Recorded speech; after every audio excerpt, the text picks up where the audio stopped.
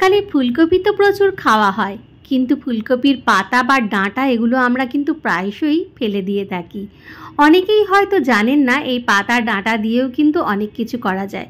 ফুলকপির ডাঁটা চচ্চড়ির রেসিপি তো আগেই আপনাদের সাথে শেয়ার করেছি।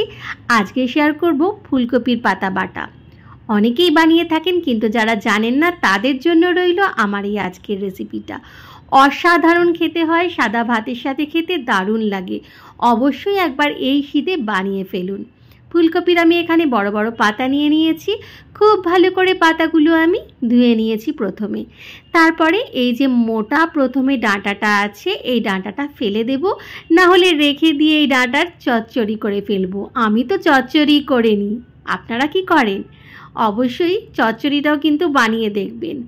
এইখানে ফুলকপির ডাঁটাগুলো আমি আলাদা করে দিচ্ছি, আর পাতাগুলো নিয়ে নিচ্ছি আলাদাভাবে। মাঝখান থেকে এইভাবে একটা ছুরি দিয়ে দুবার এরকম কাট করলেই কিন্তু সুন্দরভাবে ডাঁটাগুলো বেরিয়ে যাবে আর পাতাগুলো রয়ে যাবে। সব পাতাগুলো আমি এইভাবে লম্বা করে কেটে নিচ্ছি, ডাঁটাগুলো সরিয়ে দিয়ে পাতাগুলো শুধু নিয়ে নিচ্ছি। খুব সহজেই আলাদা করে নেওয়া যাচ্ছে ডাঁটা আর পাতাগুলো। এইভাবে সব পাতাগুলো আমি নিয়ে নিয়েছি, আর ডাঁটাগুলো কিন্তু সরিয়ে রেখে দিয়েছি পরে আরেকদিন ডাঁটা চচ্চড়ি করার জন্য। তারপরে চলে যাব দ্বিতীয় পর্যায়ে। এই পাতাগুলো কিন্তু একটুখানি সিদ্ধ করে নিতে হবে, মানে একটু জলে ভাপিয়ে নিতে হবে। এই যে সব পাতাগুলো ডাঁটা আমি ছাড়িয়ে নিয়েছি, পাতাগুলো শুধু রেখে দিয়েছি।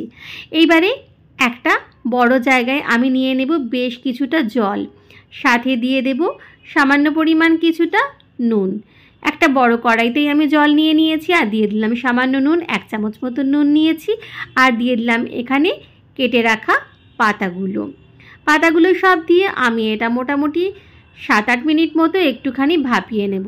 খুব বেশিক্ষণ ভাপিয়ে নেওয়ার কিন্তু দরকার নেই, 7-8 মিনিট, বড় জোর 10 মিনিটের বেশি একেবারেই ভাপাবেন না। আমি একটা ঢাকা দিয়ে দিলাম। 7-8 মিনিট কিন্তু আমার ভাপিয়ে নেওয়া হয়ে গেছে। দেখুন পাতাগুলো কিন্তু সিদ্ধ আমার হয়ে গেছে।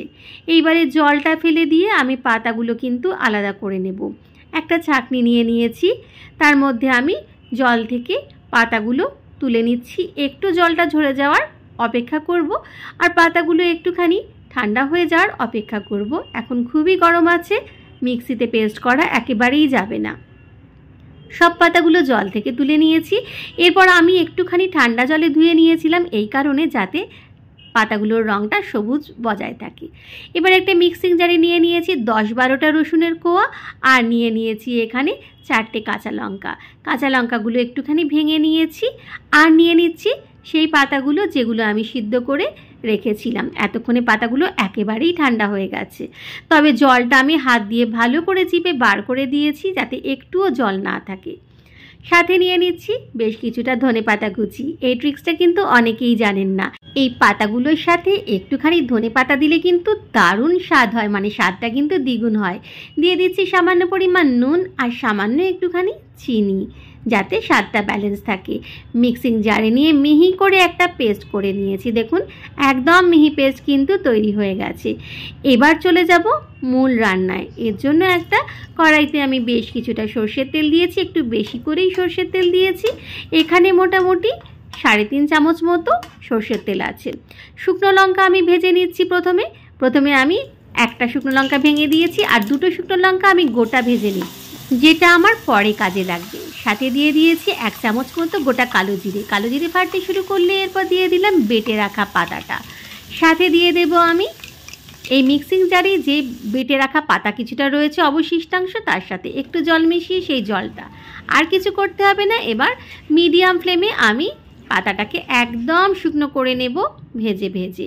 হাই ফ্লেমে কখনোই করতে যাবেন না, মিডিয়াম ফ্লেমে করলেই কিন্তু স্বাদটা ভালো হয়। মিডিয়াম টু লো ফ্লেমে আমি ভাজতে থাকবো। ভাজতে যখন জলটা একদম শুকিয়ে যাবে তখনই বুঝবেন রান্নাটা তৈরি হয়ে গেছে। কিছুটা জল আমার শুকিয়ে গেছে, আরও একটু শুকিয়ে নিচ্ছি। শেষকালে কিন্তু এইভাবে কড়াই থেকে ছেড়ে আসবে, তখনই বুঝবেন প্রায় হয়ে এসেছে। এইবারে কিন্তু রান্নাটা আমার একেবারেই হয়ে গেছে। দেখুন তেল ছেড়ে বেরিয়ে আসছে, আর পাত্রের গা থেকে ছেড়ে আসছে। একেবারেই রেডি। এইবার তুলে নেব, সাথে নিয়ে নেব ধোঁয়া ওঠা সাদা ভাত। এর স্বাদ যে কি অসাধারণ, যারা খেয়েছেন তারাই জানেন। দেখতে এরকম লাগলেও খেতে কিন্তু অতুলনীয় হয় এই ফুলকপির পাতা বাটা। ধোঁয়া ওঠা সাদা ভাত নিয়ে নিয়েছি আর নিয়ে নিয়েছি ফুলকপির পাতা বাটা। হ্যাঁ, আর কিচ্ছু লাগবে না, একবার অন্তত খেয়ে দেখুন। নিয়ে নিচ্ছি সাথে শুকনো লঙ্কা ভাজা, যারা একটু ঝাল ঝাল খেতে পছন্দ করেন। এর সাথে কিন্তু একটু ঝাল খেতে ভালোই লাগবে। শুকনো লঙ্কা ভাজা দিয়ে ফুলকপির পাতা আমি ভাত দিয়ে মেখে মেখে খেয়ে ফেলছি। আমার জন্যে যেদিন এই ফুলকপির পাতা বাটা থাকে সেদিন কিন্তু আমি একেবারেই অন্য কিছু খেতে চাই না। অবশ্যই যারা খাননি তারা একবার বানিয়ে অন্তত দেখবেন।